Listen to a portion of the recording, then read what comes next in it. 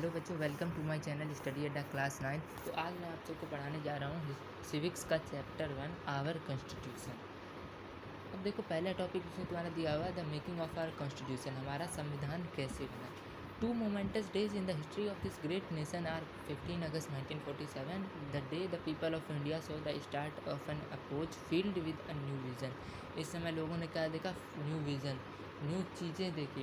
ये मोमेंटस एक यादगार पल था। यहाँ से लोगों ने कुछ सोचना शुरू किया कि वो आज़ाद हुए हैं अब। एंड 26 जनवरी 1950, दूसरा है 26 जनवरी 1950, the day the constitution of India came into force and India became a republic. इस दिन कॉन्स्टिट्यूशन और इंडिया एक रिपब्लिक कंट्री मतलब गणतंत्र देश बना।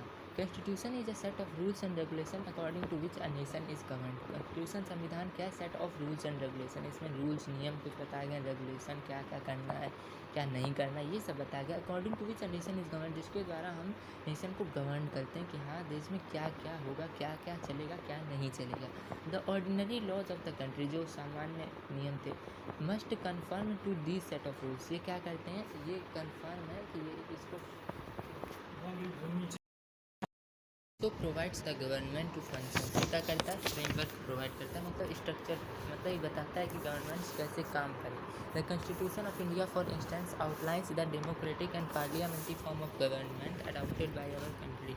कॉन्स्टिट्यूशन ऑफ इंडिया क्या करता है? आउटलाइंस द डेमोक्रेटिक, ये बताता है कि हमारा जो कॉन्स्टिट्यूशन है, जो संविधान है, वो लोकतांत्रिक है, डेमोक्रेटिक है और पार्लियामेंट्री है, संसदीय है। It defines the position and powers of the three organs of the government. ये क्या डिफाइन करता है? पोजीशन, क्या क्या स्थिति होगी और क्या क्या पावर्स होंगे three organs of the government. कौन कौन से ये थ्री ऑर्गन्स है? पहला है द एग्जीक्यूटिव, दूसरा है द लेजिस्लेचर और तीसरा है द जुडिशियरी। एग्जीक्यूटिव किसे कहते हैं? कार्यकारी। एग्जीक्यूटिव को हिंदी में क्या कहते हैं? कार्यकारी। एग्जीक्यूटिव मतलब जैसे प्रधानमंत्री हो गया, राष्ट्रपति हो गया, ये सब एग्जीक्यूटिव में आते हैं। लेजिस्लेटिव क्या हो गया? लेजिस्लेचर, द लेजिस्लेचर ये हो गया संसद, जो मतलब संसद पार्लियामेंट है, ये हो गया लेजिस्लेचर। और जुडिशियरी क्या है? सुप्रीम कोर्ट, हाई कोर्ट, ये सब जो सुनते हैं ये तुम्हारी जुडिशियरी है। तो ये तीन फॉर्म ऑफ गवर्नमेंट है। It also enshrines the fundamental right to be granted to every citizen. ये कॉन्स्टिट्यूशन क्या करता है? इंश्राइंस द फंडामेंटल राइट्स, मतलब ये कहता है कि सबको एक अच्छा फंडामेंटल राइट मिलना चाहिए, सबको समान अधिकार मिलने चाहिए। And the directive principle to be followed to establish a welfare society. और डायरेक्टिव प्रिंसिपल्स फॉलो करने चाहिए सबको to establish a welfare society. अब देखो formation of the constituent assembly कैसे हुआ? कॉन्स्टिट्यूशन असेंबली का formation in 1938 Pandit Jawaharlal Nehru put forward the demand for a constitution assembly. सबसे पहले जवाहरलाल नेहरू ने डिमांड रखी इसके लिए, the National Congress stands for independence and a democratic state. 10 the National Congress stands for independence and a democratic state. इसके बाद नेशनल कांग्रेस खड़ी हो गई इंडिपेंडेंस के लिए और एक डेमोक्रेटिक स्टेट के लिए, मतलब लोकतांत्रिक राज्य के लिए। It has proposed that the constitution of free India must be framed without outside interference. ये कहा गया इसमें, इस डिमांड में कहा गया कि मतलब कॉन्स्टिट्यूशन ऑफ इंडिया कैसे बनना चाहिए? विदाउट आउटसाइड इंटरफेरेंस, मतलब कोई ब्रिटिश, तब ब्रिटिश थे तो उनका मतलब इंटरफेयर इसमें कोई भी नहीं होना चाहिए। By A constituent assembly elected on the basis of adult franchise, मतलब ये जो कॉन्स्टिट्यूशन बनना चाहिए भारत का, ये किससे बनना चाहिए? कॉन्स्टिट्यूशन असेंबली के द्वारा। और उसमें कौन कौन से मेंबर्स इलेक्ट हों? On the basis of adult franchise. British government delegation of 3 cabinet ministers to India. अब ब्रिटिश गवर्नमेंट ने क्या किया? Sent a delegation of 3 cabinet ministers to India. The cabinet mission arrived in India on 24 March 1946। अब cabinet mission India में कब आया? 24 March 1946. It was decided that the legislative assemblies of the provinces were to elect the members of the constituent assembly. और ये decide हुआ कि legislative assemblies of the provinces, जो विधानसभा है, लेजिस्लेटिव असेंबली मतलब विधानसभा, प्रोविंसेस राज्य, प्रोविंसेस मतलब उस समय स्टेट को कहा जाता था, वो इलेक्ट करेंगे members of the constituent assembly. The princely states would have their own representatives by way of nomination. Princely states के पास क्या होगा? उनका एक अपना प्रतिनिधित्व होगा, रिप्रेजेंटेटिव होगा by way of nomination, nomination के द्वारा।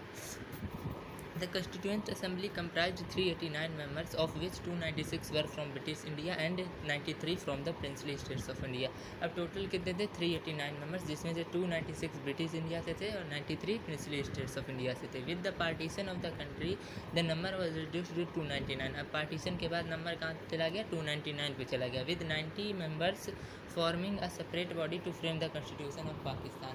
अब क्योंकि 90 मेंबर्स पाकिस्तान में चले गए थे पाकिस्तान का कॉन्स्टिट्यूशन बनाने के लिए, इस वजह से ये संख्या घट गई. The constituent assembly included representatives from all sections of Indian society, Hindu, Muslim, Sikh, Indians, Christian, Parsis, Anglo Indian, scheduled caste, scheduled tribes and women. इसने सब representatives of all the Indian society, representative जैसे ये all sections of Indian society, Hindu, Muslim, Sikh, ईसाई, सारे लोग. Some of the prominent members were doctor Rajendra Prasad, Sardar Patel, Jawaharlal Nehru, doctor H C. Mukherjee, Sardar Baldev Singh, Frank Anthony, X P. Modi, Sarojini Naidu and others. The assembly was thus a mirror reflecting the diverse culture of this great nation. ये क्या बताता है? Diverse culture of this great nation कि सारे लोग थे, सारे representatives मतलब हर सेक्शंस ऑफ इंडियन सोसाइटी से थे. At 11 a.m. on 9 December 1946, the Constituent Assembly begins its first session.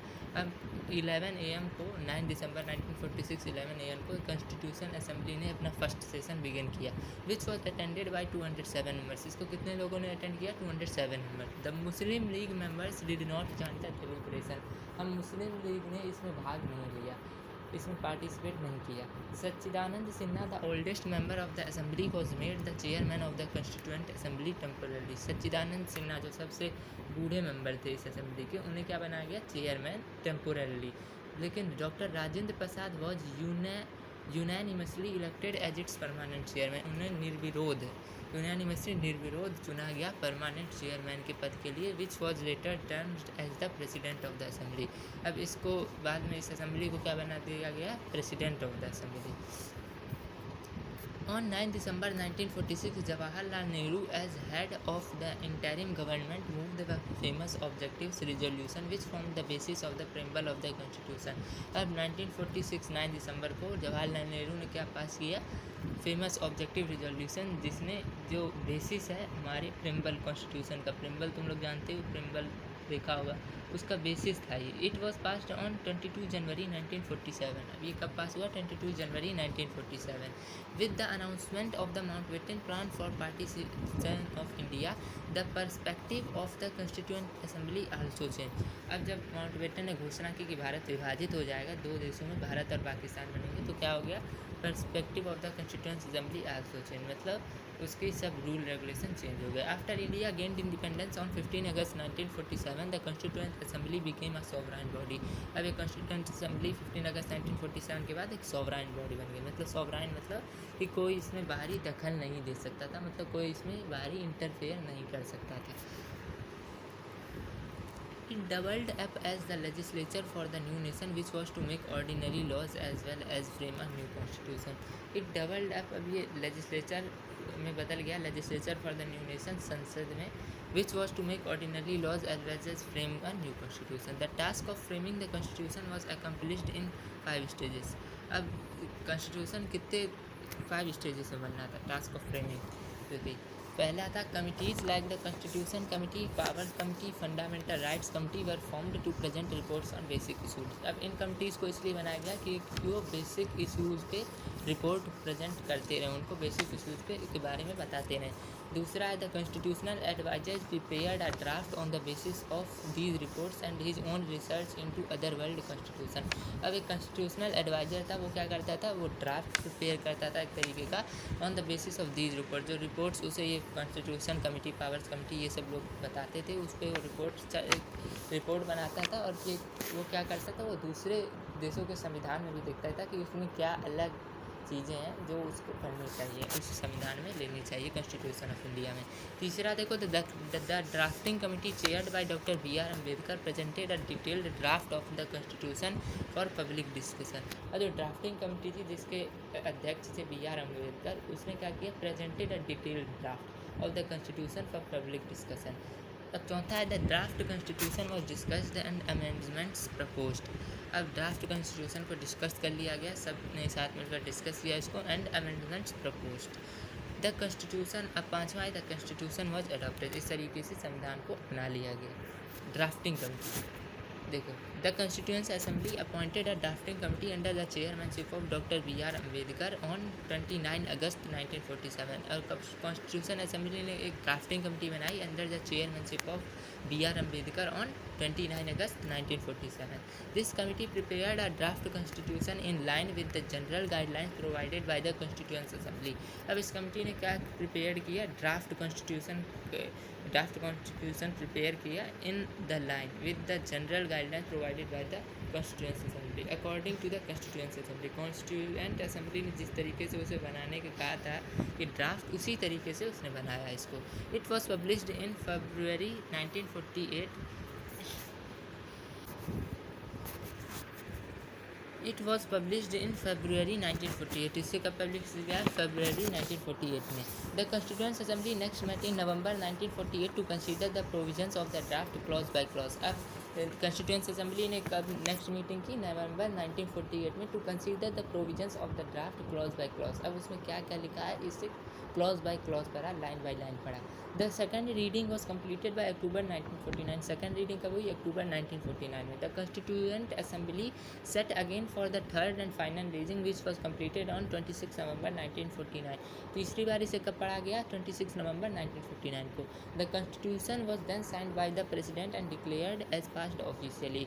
इसे क्या साइन किया गया, कॉन्स्टिट्यूशन को साइन कर दिया गया प्रेसिडेंट के द्वारा and declared as passed officially. आधिकारिक रूप से ये बताया गया कि भारत का संविधान बन चुका है। अब देखो कमेंसमेंट ऑफ द कॉन्स्टिट्यूशन, कब आया ये constitution. The constitution of India came into force on 26 January 1950, a day specially selected for its historical significance. अब ये संविधान फोर्स में कब आया, मतलब ये लागू कब किया गया, 26 जनवरी 1950। बन तो ये गया था 26 नवंबर 1949 को ही, पर आया एक 26 जनवरी 1950, करीब 2 महीने बाद। A day specially selected for its historical significance, इसकी हिस्ट्री है। At the Lahore session in 1929 the Congress has passed a resolution declaring Purna Swaraj as a goal for India. अब लाहौर सेशन में 1929 के लाहौर सेशन में कांग्रेस ने एक रिजोल्यूशन पास किया था, प्रस्ताव पास किया था, इसमें उसने कहा कि हम पूर्ण स्वराज ही चाहते हैं, मतलब हम पूरी तरीके से ब्रिटिश से छुटकारा चाहते हैं। It had also decided to observe the independence day on 26 January every year till India actually gained freedom. अब उसके बाद क्या कहा गया कि अब इंडिपेंडेंस डे हर साल 26 जनवरी को मनाया जाए जब तक कि भारत एक्चुअली में आज़ाद ना हो जाए। Thus it was appropriate to choose that day to show the continuity of our freedom struggle from the beginning to the adoption of the constitution which made India republic. अब ये क्या दर्शाता है, इस दिन को इसलिए चुना गया क्योंकि ये दर्शाए लोगों को कि continuity of our freedom struggle, हमने किस तरीके से शुरुआत किया और किस तरीके से आज हम यहाँ तक आ चुके हैं कि आज हमने कॉन्स्टिट्यूशन भी बना लिया है विच मेड इंडिया अ रिपब्लिक, जिसने भारत को गणतांत्रिक देश बनाया है। अ रिटन कॉन्स्टिट्यूशन, अब ये जो इंडियन का कॉन्स्टिट्यूशन है वो रिटन कॉन्स्टिट्यूशन है। The constitution of India is a written document comprising in its original form 395 articles and 8 schedules. इस कॉन्स्टिट्यूशन ऑफ इंडिया में कितने आर्टिकल्स हैं, 395 और 8 शेड्यूल्स, 8 भागों में इसको बांटा गया, 8 भागों में। As the makeup of this country was diverse and verified, जैसा कि तुम जानते हो डाइवर्स और वेरीफाइड है, हर अलग अलग सेशन के अलग अलग लोग। Our constitution makers decided to prepare a written document based on laws framed by members of the constituent assembly. हमारे जो कॉन्स्टिट्यूशन मेकर्स है उन्होंने क्या डिसाइड किया कि वो रिटन डॉक्यूमेंट प्रिपेयर करेंगे on laws framed by the members of constituent assembly. No aspects of governance were left to conventions, traditions and practices. There are also unwritten constitutions as in the case of England. अब England में क्या होता है, उसमें unwritten constitution होता है, उसमें कुछ लिखा नहीं है उस कॉन्स्टिट्यूशन में, बस ऐसे ही फॉलो करो उसको orally. A detailed and lengthy constitution, अब इंडिया का जो कॉन्स्टिट्यूशन है ये डिटेल्ड और लेंदी कॉन्स्टिट्यूशन है। देखो कैसे, the constitution of India has the distinction of being the lengthiest and the most detailed constitution document in the world. This large size is due to the following factors. किन वजह से है, पहला देखो, the framers decided to include in our constitution the relevant features from all known constitutions and avoid the defects and that might be encountered by them। अब framers जैसे constitution के जिन्होंने ये संविधान बनाया उन्होंने क्या किया कि इसमें सब सब तरीके के जितने जितने अलग अलग देशों के संविधान की जो कुछ चीज़ें हैं वो भी इसमें ली जाएँ, जिससे कि कोई ये ना कहे कि हाँ इसमें ये चीज़ नहीं लिया गया या इसमें ये चीज़ नहीं लिखा गया। For example the fundamental rights are based on the American constitution. Fundamental rights कहाँ से आता है? अमेरिका के कॉन्स्टिट्यूशन से।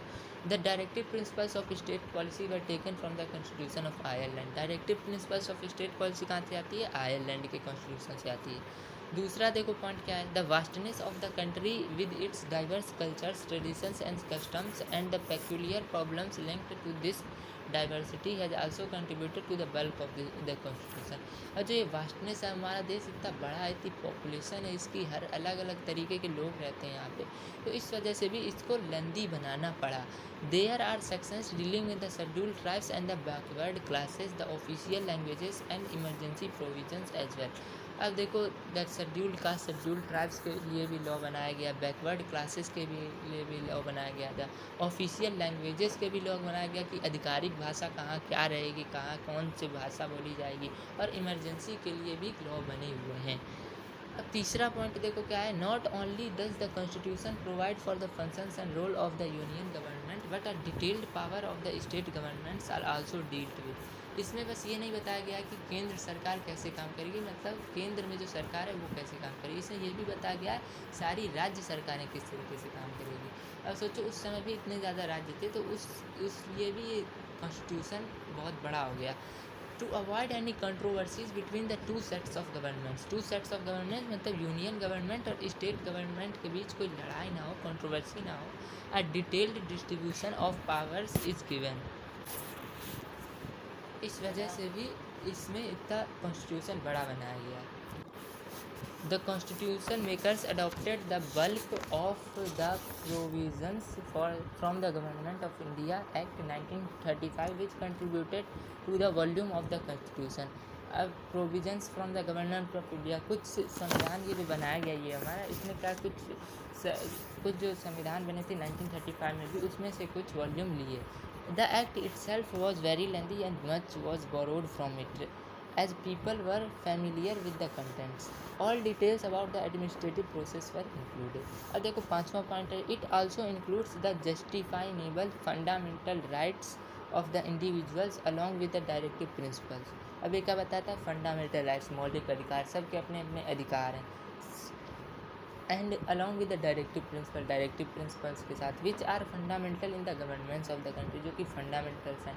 These are way of moral restraints and are in such details that they add bulk to the constitution. ये बनाते हैं इस कॉन्स्टिट्यूशन को बड़ा, ये सब चीज़ें इस कॉन्स्टिट्यूशन को, हमारे भारत के संविधान को बड़ा बनाती हैं। अब देखो द प्रिम्बल क्या था, कैसा था प्रिम्बल, दिखाता हूँ मैं।